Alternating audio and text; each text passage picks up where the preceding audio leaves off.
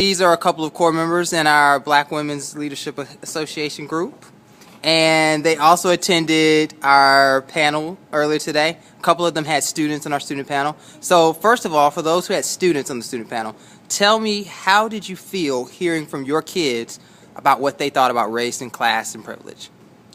I think it was most interesting to hear in the moments where they didn't feel like their race was negative or they didn't notice. I think at our school, our population is so diverse that being black or being white isn't as much of an issue. Like, there are bigger things at hand, and I think we do a really good job of creating a culture that has decided it's who you are and it's not of importance in terms of learning and excelling.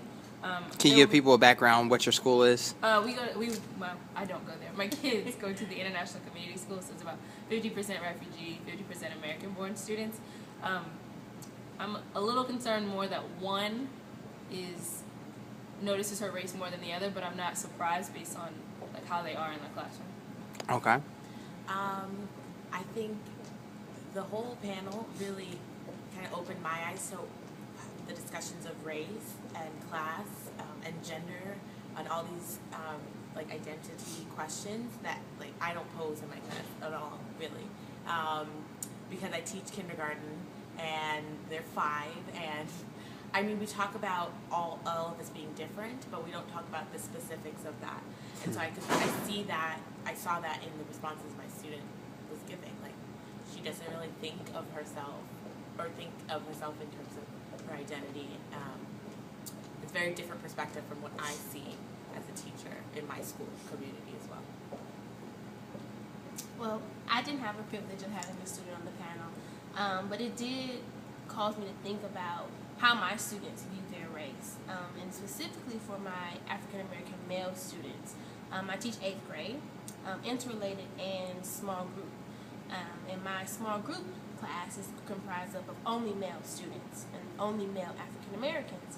And I wonder how they view their race and the fact that it's only them in this type of class, whereas there's Latino and Asian and white American students in the larger classes or the regular classes, and maybe seeing if they have a connection between the two or if they can see themselves in their future as one of, such as our president or leaders in their current situation. And then I'm also interested to know if they feel that I, as their teacher, understand who they are. I think that was a very powerful question. And then to some of the parent and student responses, I was somewhat kind of drawn aback by the responses, but I respected them for having their opinions, and it just made me think about my own personal experience and how I viewed my teachers and just how my thinking about race was impacted by what my teachers did. What questions were you sort of taken aback by when or what statements particularly were you like, that was interesting when parents were saying things? Well, when the one parent stood up and said that her son's initial response to the question of how can my teachers better understand me, and she said, the student said, be white. And I said, whoa. I'm like, okay.